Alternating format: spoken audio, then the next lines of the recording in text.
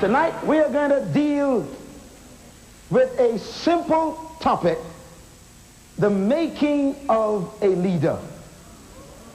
Say it with me. The making of a leader. Say it loud. The making of a leader. I want you to write two subtitles down.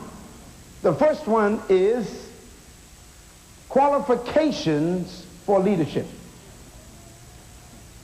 And the second subtitle, Qualities of a Leader.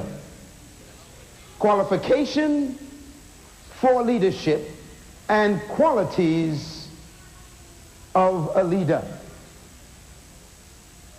What you're about to hear and to experience is going to upset your concepts of leadership drastically. First, let me begin by a statement that I have been making all this week in this summit. Everybody was created to lead. That very statement creates problems in insecure leaders' minds. Everybody was created to lead. Now that kind of concept is difficult for people who are in leadership positions who don't understand leadership. It makes them very uncomfortable because they get their security from the insecurity of others.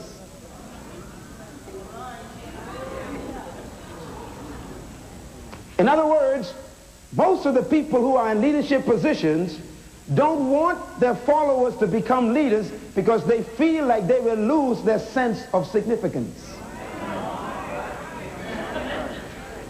That is why most of the leaders that we have today in the world enjoy being served rather than serving.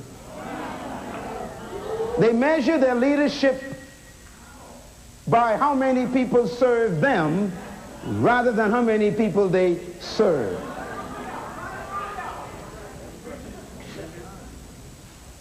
But I am convinced and can never be persuaded otherwise, so don't even write me a letter, that everybody was created to lead. This principle and truth comes from the very source of the creation of humanity. I mentioned to you in an earlier session that the potential and the capacity of any product is predetermined by the purpose for which the manufacturer created it. Therefore, the purpose of a thing determines its ability, its potential, and its capacity, and it also determines its fulfillment. I have been sharing 7 basic principles related to this concept of purpose. The first one is God is a God of purpose. Please write it down. It means that God, who is the creator of all things, created nothing for the fun of it. Everything he created has a purpose. So principle number 1, God, who is the ultimate creator of everything that exists, whether seen or unseen, created everything for a purpose. Nothing exists without a purpose. That leads me to principle number 2. Everything in life has a purpose. Say it with me. Everything in life has a purpose. That means there's a purpose for everything that exists. There's a purpose for the roach, for the ant, for the maggot, for the mosquito. There's a purpose for the hair in your nose, the wax in your ear. There's a purpose for the hair under your arm. There's a purpose for the sun and the moon and the vascular bundles within the stem of a leaf. There's a purpose for everything. Principle number 3, but not every purpose is known. Say it with me. But not every purpose is known. Number 1, God is a God of purpose. Number 2, everything in life that he created has a purpose. But number 3, not every purpose is known.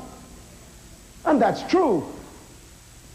That's been our major problem. We do not know the purpose for most of the things around us, so we don't know why they exist. So we experiment. Life for most people is one big experimentation, and the experiment usually explodes in our faces. Principle number 4. Where purpose is not known, abuse is inevitable. Say it with me. Where purpose is not known, abuse is inevitable. Write that down. That means if you don't know the purpose of a thing, all you can do is abuse it. No matter how sincere you are, how committed you are, how faithful you are, it doesn't matter how educated you are, if you don't know why the thing exists, you will experiment and abuse it. Principle number 5. If you want to know the purpose of a thing, never ask the thing. Say it with me. If you want to know the purpose of a thing, never ask the thing. That means no product knows its purpose. If you ask a dog, what are dogs for? He'll simply say, ah! And you still wouldn't know what dogs are for.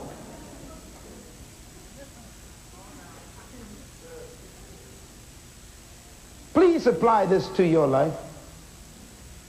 If you want to know the purpose for your life, don't ask another human. Oh, you're going to get it tonight. If you want to know who you are, don't ask another human. You ever seen the young people on the streets? They amaze me sometimes. They stand on the blocks and they communicate with each other. And they don't know why they're here, who they are, and anything. And then you hear them say things like, what's happening, man? What's happening? What's happening? What's happening? They don't know what's happening. No one knows what's happening.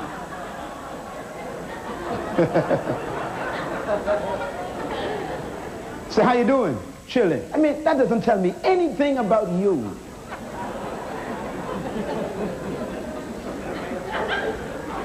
If you want to know the purpose of a thing, never ask the thing. Say it with me. If you want to know the purpose of a thing, never ask the thing.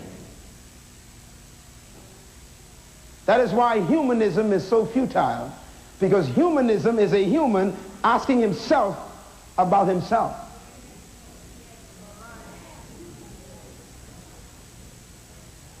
If you set your own standards for your own self, then you will set them low enough so you could always meet them.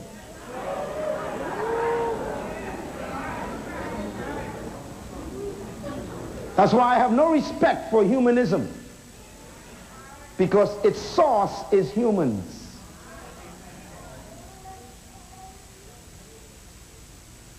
Principle number 6. Purpose is only found in the mind of the maker of a thing. Say it with me. Purpose is only found in the mind of the maker of the thing. That means the only person or being that knows the purpose of a product is the manufacturer. Everybody else is guessing. So nobody knows Mercedes-Benz like Mercedes-Benz. And nobody knows Toyota like Toyota. And nobody knows Ford equipment like Ford. And nobody knows BMW like BMW. And nobody knows any product like the manufacturer. Nobody knows it better than the manufacturer. That is why manufacturers demand that you do not take their product to an unauthorized dealer for repair.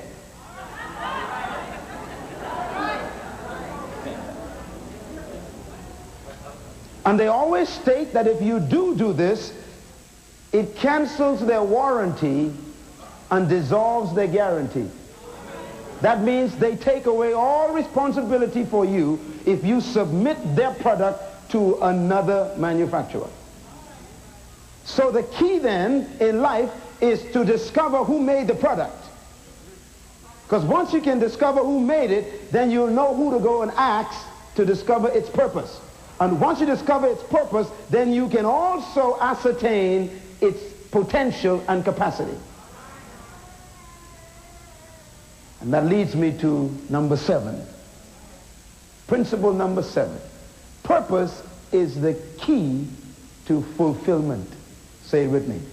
Purpose is the key to fulfillment. Say it loud. Purpose is the key to fulfillment. Everybody say it together. Purpose is the key to fulfillment. What does that mean? That means that a product can only fulfill itself when it is performing its reason for existence. That means a trumpet is not fulfilled until it is blown. A piano is not fulfilled until it is played. A car is not fulfilling its purpose until it is driven. And you will never be fulfilled until you are doing what you were created to do. That is why most of you in this audience and watching this program are bored with your job, frustrated with your pay, because you're doing something you hate to do, but it's making you a living.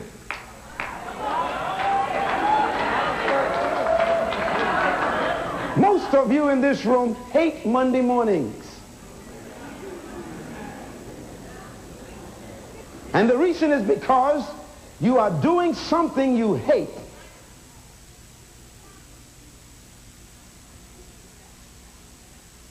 It doesn't bring fulfillment. Fulfillment comes from purpose. Write it down. Nothing is more beautiful than a piano being played by a maestro, a professional. Nothing is more beautiful than to watch my friend Tyrone the other night blow a tenor sax with such precision, it made my toes wiggle, and it brought here on the back of my neck. Something happened when you could see a professional profess through an instrument.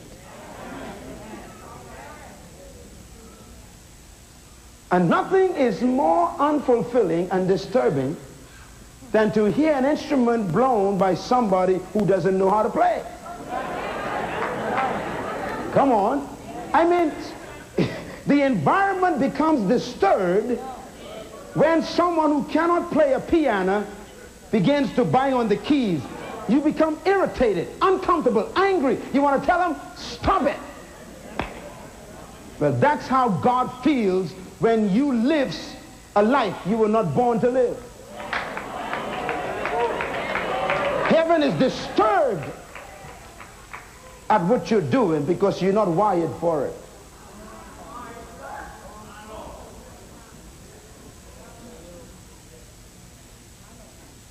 Let me add 2 more principles to you tonight. Principle number 8. The purpose of a product determines the potential of the product. Say it with me. The purpose of a product determines the potential of the product.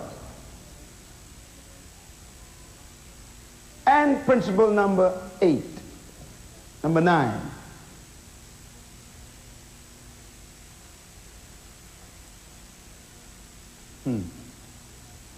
The purpose of the product determines the success of the product.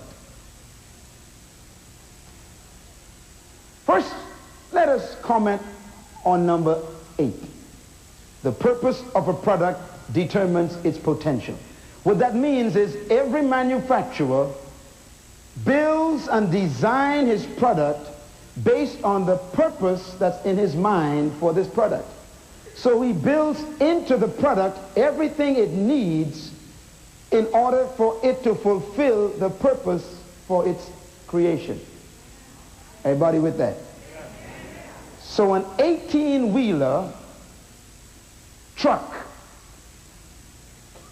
compared to a 6-seater car has different potential or different power or different ability and capacity based on the purpose differences in the product. So the 18-wheeler has an engine that can carry tons of weight, but the 6-passenger car has an engine that only needs to carry 6 adults. So the manufacturer who built the same 2 products must apply different specifications for each product based on the purpose for the product. So the potential of a thing is not determined by the thing, but by the manufacturer who built it for the purpose for which he created it. So if you want to know the purpose, or should I say the potential of a thing, don't ask anybody else. Ask the manufacturer what was its purpose. Once you can discern and discover the purpose of a product, you have automatically discovered its potential. Now please note these words. I will repeat. Once you can discover the purpose of a product, you have automatically discovered the potential that exists in the product. Why? Because potential comes to fulfill purpose. I go back to my declaration. Everybody was created to lead. How can I be so audacious? And how can I defy so many philosophical perspectives and schools of thought with such a drastic statement? Because most of the philosophies that we have been living on did not come from the manufacturer, they came from the manufactured. Now y'all better listen carefully and think with me tonight. Let me say it again. Most of the philosophical basis on which we've been living, even our universities have been built on them, our schools of thought have been constructed on them, and even our seminaries have been built on these philosophies. Most of those philosophies did not come from the manufacturer, they came from the manufactured.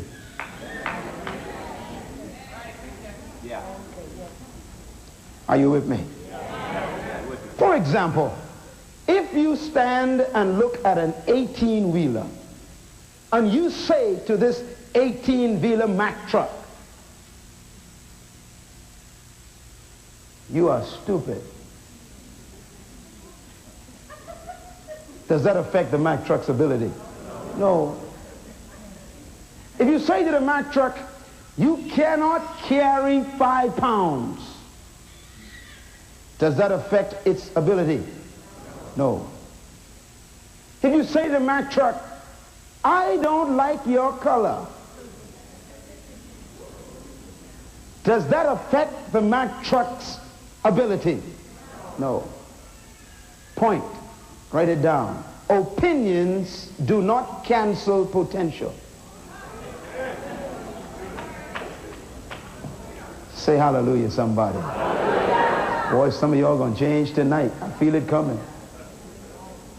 A lot of people have been standing outside of your life making comments about you.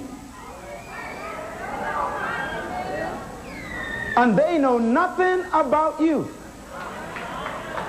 And the problem is, you have been believing everything they said. But I have come tonight into your home, into your hotel room, into your prison cell, and I've come here tonight in this auditorium to tell you that I've got a message from the authorized dealer.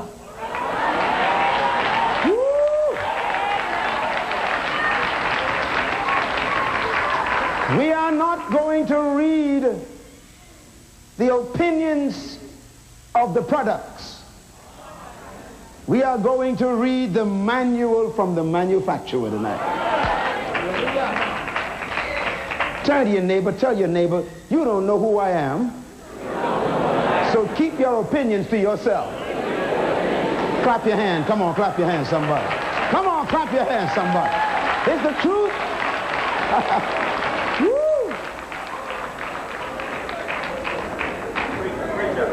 Every human being was created to lead. And I say that with emphatic audacity because I got that from the manufacturer. Let's read what he wrote about his product. Genesis chapter 1, verse 26. Ready? We are reading the manual.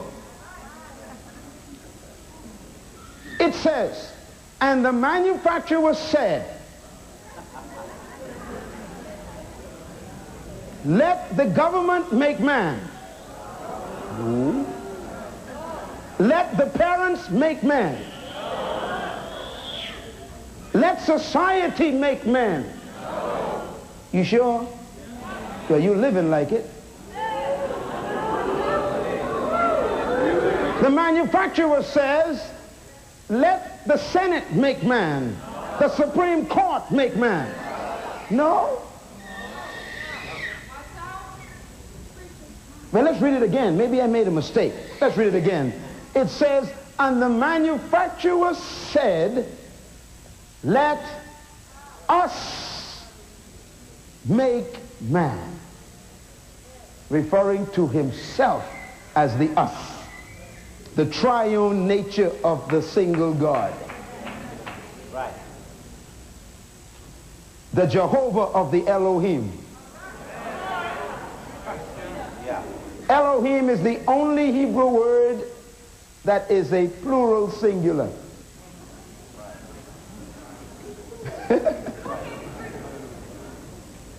He said, let us produce this product. God created man without your input. Lift your hand here and just thank him for that. Just thank him for it. Come on, just thank him for it. When God was putting you together, he didn't ask for anybody's opinion, nor advice, nor input. So if he didn't ask you for your opinion when he was putting me together, he doesn't need it now. Oh, it's going to be a good night tonight. Hit your neighbor, tell your neighbor, get ready for change.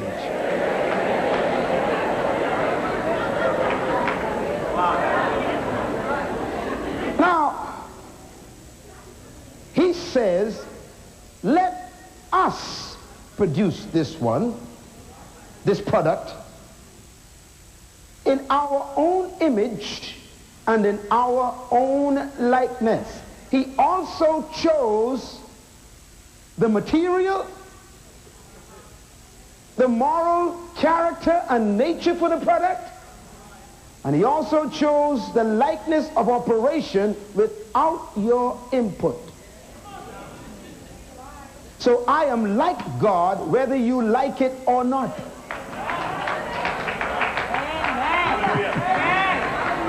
Ooh, my.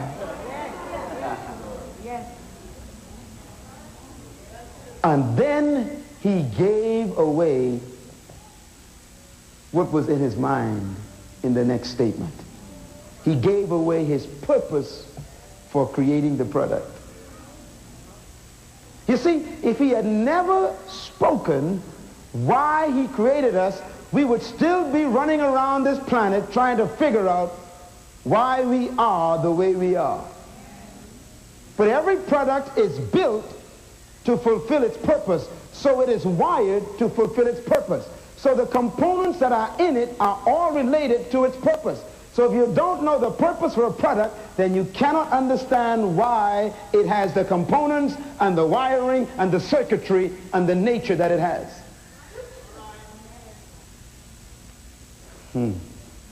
So the nature of a product can only be understood in light of its purpose, because it is the way it is because of why it is.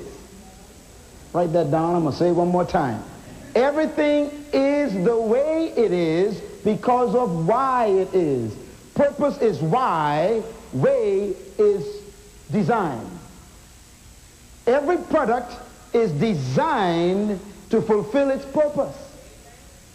So a boat is different from a car because of its purpose. So the boat is the way it is because of why it is. A car is the way it is because of why it is. A fish is different from a bird. And a bird is different from a cat. Why? All three have different purposes, so the manufacturer had to design them differently in keeping with their purpose. So the nature of a bird is different from a fish. This is important to you. So when God was creating man, he had a purpose in his mind. Here's what the purpose states. Let's read it together. And let them have dominion. That's why he created man. Hallelujah. To dominate. This program was sponsored by TBN and was made possible by your love gifts and telethon pledges. It can remain on the air only with your continued support. So write Myles Munroe, P.O. Box A, Santa Ana, California, 92711.